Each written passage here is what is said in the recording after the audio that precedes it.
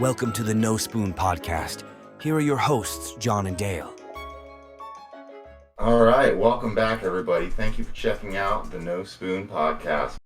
Yeah, so to kick it off here, I wanted to talk to you about the FBI labeling MAGA as a new group of extremists here, I guess, for the election coming up. Yeah, well, it's good that they're saying the quiet part out loud. As somebody that went to Washington, D.C. on January 6th of 2021, I can tell you a lot of Trump supporters saw this coming, a mile away. And the intelligence agencies of this of our government will stop at nothing to frame their political opponents. They've been doing it for a very long time. So this doesn't surprise me at all. Talking about January 6th, the insurrection that they label it, as somebody that was there, I saw tons of Antifa, and we've all seen the videos of Ray Epps, who is a Fed. I think we can, allegedly he is a Fed, right? Allegedly, right? But, we can connect the dots. It's pretty obvious. And so, yeah, it doesn't necessarily surprise me. They'll label, MAGA supporters, Trump supporters as extremists right before the election. And, I don't want to make it a self-fulfilling prophecy, but our government's also pretty well known for false flags. And so the 2024 election is coming up, so 2 + 2 = 4. So, I'll leave it at that, I guess. Again, I don't want to, be overly pessimistic, and I don't want it to happen. But, I would just say as a word of advice for anybody that's thinking about going out and protesting, going out and making your voices heard, definitely do that, but use wisdom and caution, right? Don't be getting involved in things that could be construed the wrong way, and watch out for Fed posting, right? No violence, you know what I mean? Earpieces are usually a bad sign. Disregard anybody that's trying to get you involved in anything that's violent, because they're most likely working for the government. Yeah, honestly, I think the thing that surprises me the most about this story is how long it took them to do it. I didn't think it would be right before the election. I honestly thought that this would have been like right after last election that they were going to do this, and the whole January 6th thing going down, I figured they'd had at least enough public perception and enough boogeyman where they could be like, well, look. But now that the election's died down, and people are seeing kind of, things the way that the world's going right now. I mean, on the brink of war on multiple fronts, with Yellen saying we can fund another one, which is great. Right. I'm sure we have. She also says that our economy is doing great. Yeah, so I feel like the rose-tinted glasses for getting a new regime slowly falling off, and people are really starting to see things for the way they are. And even though they didn't necessarily like the messenger, all the messages Trump tried to give people are starting to come to pass. And they're like, yeah, I really hated Trump, so everything he said I was just like on the opposite side of, but like border wall seems great. Right. Not going to war is a pretty good idea. Right, that might have something to do with the timing, is because a lot of people are waking up. And I would say, to be fair, maybe the FBI is just now labeling Trump supporters as extremists and all this, but public officials on the left have been saying this pretty much since 2016. Hillary Clinton, with her comment about deplorables. I've heard AOC label Trump supporters as extremists. Pretty much. Like since January 6th, this has been a common thing that they've tried to lump people that don't want their elections to be. I'll say it this way: they want election integrity to be a thing, and that makes you an extremist, and you need to be put on a watch list for it. Yeah. Oh, you're one of those people that like your rights, huh? Wait, you want to use paper ballots? That sounds dangerous to me. We can't do that. We need to use some Dominion voting. You remember the hanging chads? That was an Yeah. issue. Yeah. Dude, And that you was the can never longest. I honestly think that was the election that took like the longest to complete. But it's really mind blowing to me that people hand counting paper ballots, even though they were dealing with a hanging Chad issue, went quicker than us counting ballots in the 2020 Yeah, election. I will never feel like confident in an election until we go to nothing but paper ballots, okay? Yep. I'm just saying it makes sense. It's the hardest way to cheat Yeah, is voter to just ID and use paper paper ballots ballots. should be a Listen, requirement.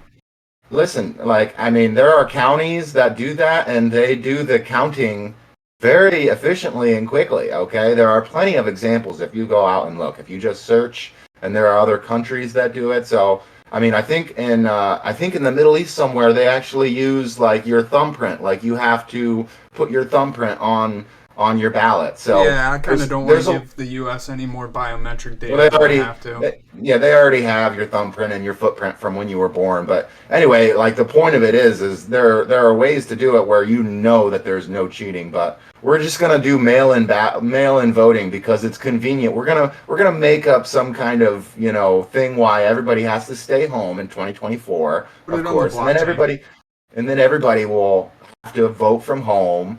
And that's it's a bunch of garbage. Yep. All right, coming up next, wanted to go over it with you. Trump and his allies stoking fears of Hamas attacks amid the Israel war. We kind of touched on this last episode where we thought, having a open border and letting in anybody without really verifying who they are, where they're from, knowing anything about them is probably a really bad idea. And I just wanted to kind of touch on this.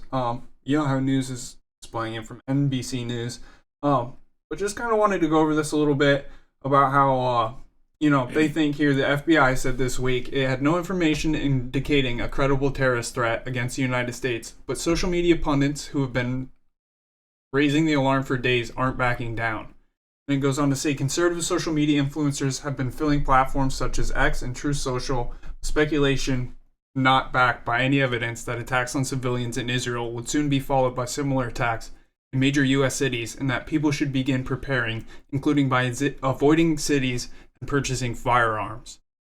So I just find it very strange that, Yahoo's telling you here, they have no credible terrorist threats, and they're kind of poo-pooing it and making it seem like you're really dumb if you believe this way.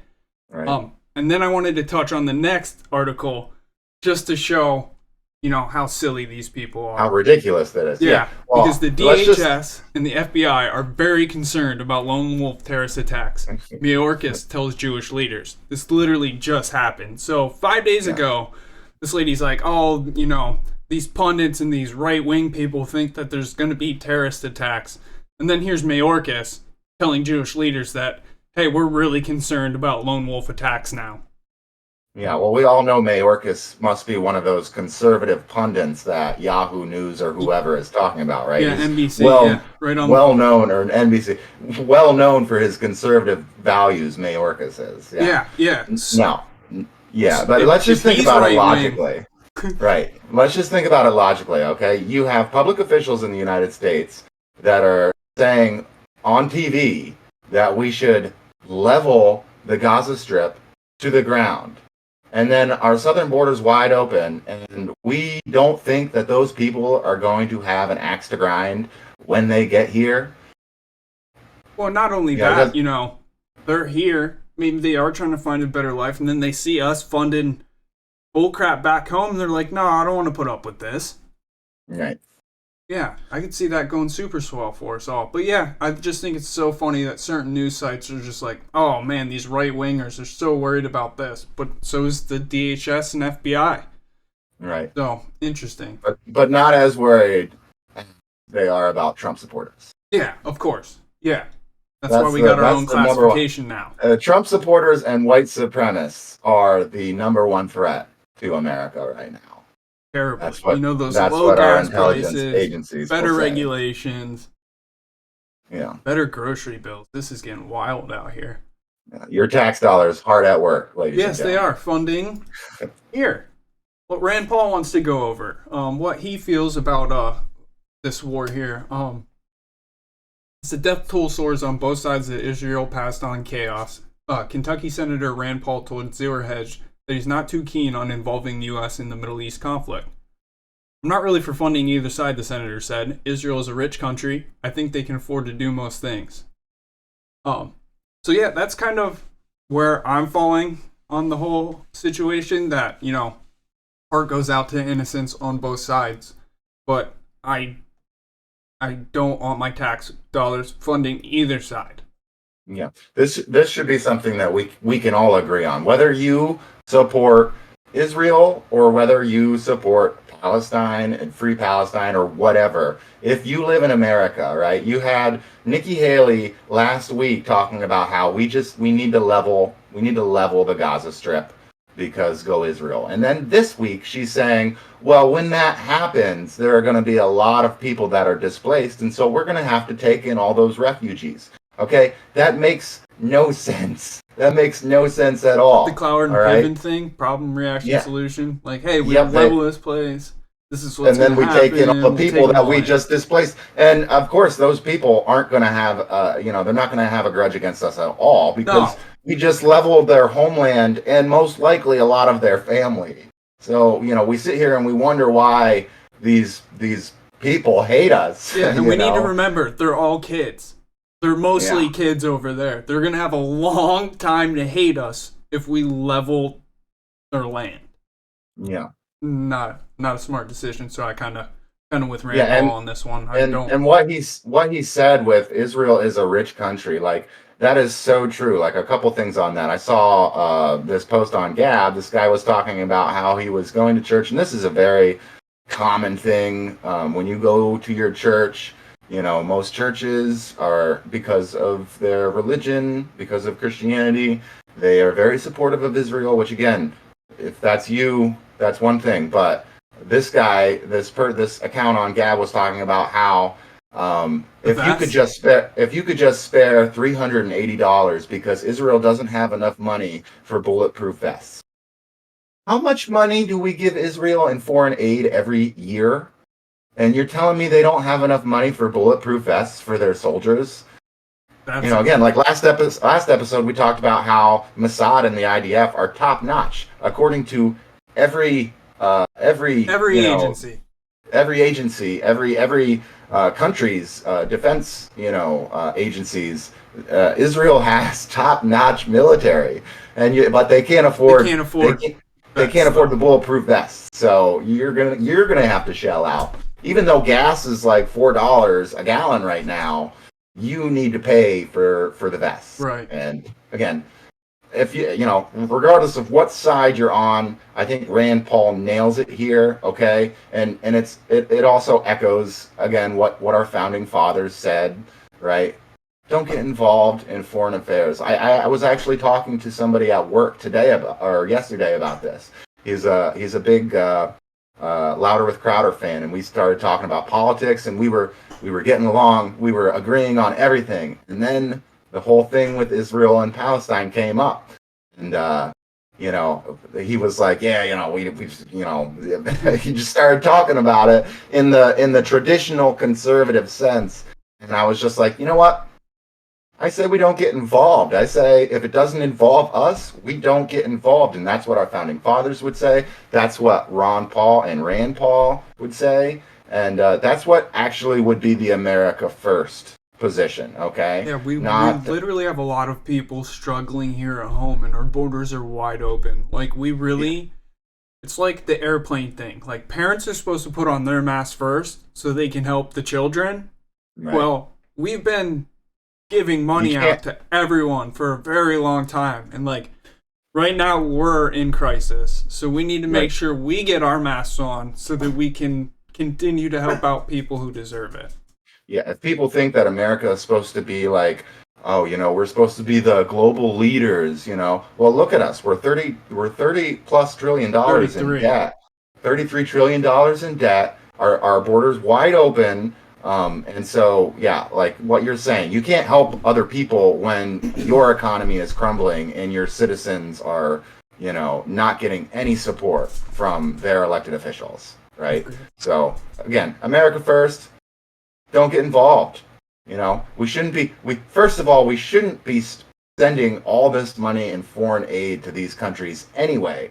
But since we are, we don't need to send them extra. I think I just read an article where Israel was asking for an emergency $10 billion, which almost matches the emergency $8 billion that Ukraine needed. It's like everybody Yeah, but has Yellen these says we can fund both. Right. Yeah, exactly. Yellen said we could do both. Yeah. It's like, it doesn't matter. Like, that is such an immature way to look at it. It doesn't matter whether we can afford it or whether it would displace our own citizens. If I say it's for a good cause and the people on the news say it's for a good cause, then we just have to, whether we can afford it or not. Yeah. Because that's a terrible way to look at it. 100%. Yeah, we should start investing in ourselves at the moment because we really need it. Yeah. And then moving on to the last thing here. Want to read your meme?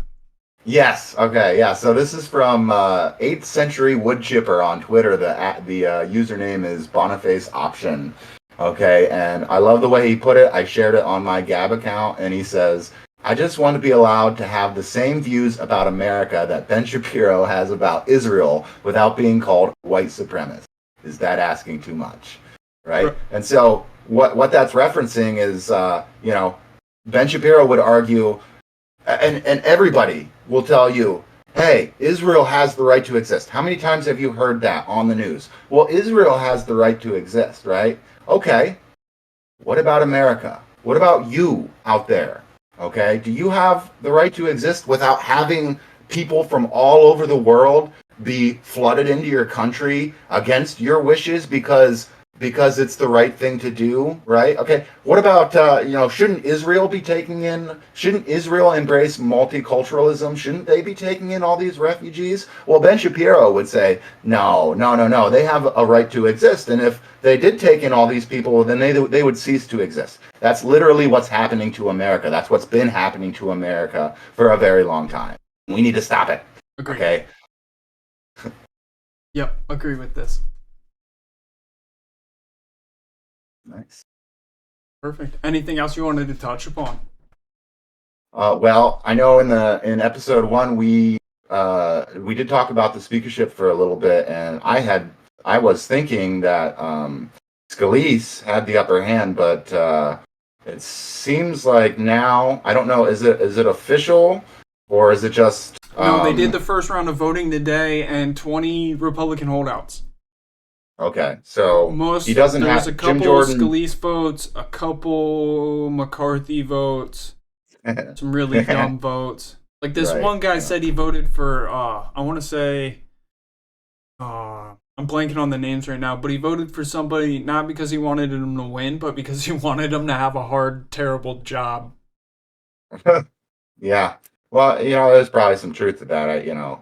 Oh yeah, it's gonna be a hard and terrible job, but come on, that's why you voted for someone you don't like? Like, right, is that's this not like a real 4th grade freaking... Right, not a good motivation. But, yeah. You're like, come on, America's in the balance here. Like, there's wars going on all across the globe. Inflation's ripping through. 7% inflation, then why has everything gone up 100%? 7%, my butt. Yeah, it's way more than 7%. Yeah. That's ridiculous. Yeah, and then we've got these people acting like toddlers. The American people right now want Jim Jordan. Yeah, I was super happy to hear about that. So I was, I was a little bit surprised because it sounded, and it's not official yet, but it does sound like Jim Jordan has the upper hand. So I think that's voting round tomorrow. Nice. I think that's the best pick. I hope he wins. I mean, I'd like to see maybe somebody a little bit more hardcore, but out of anyone that has a shot, it doesn't Jordan's seem a good like option. Yep. Yeah, he's probably the best option. It doesn't sound like Trump is really taking it too seriously unless things drag on. I think if things drag on, if Jordan can't get it and if Scalise can't get it, then maybe Trump will. Or something crazy happens in one of these wars. Like, it could speed up the process on what. Or yeah, unless we go into martial law and then the 2024 election is postponed. something like that. Yeah. So, but other than that, I think that was all that I had. So thank you guys for checking out episode 2. If you go, we have a YouTube page now. Look up NoSpoon on YouTube. I believe the O's are zeros. Correct. Okay, so it's N0 and all the O's are zeros. And then you can also go to my Substack. It's daleupright.substack.com. I have a tab there for the NoSpoon podcast, so you can check it out.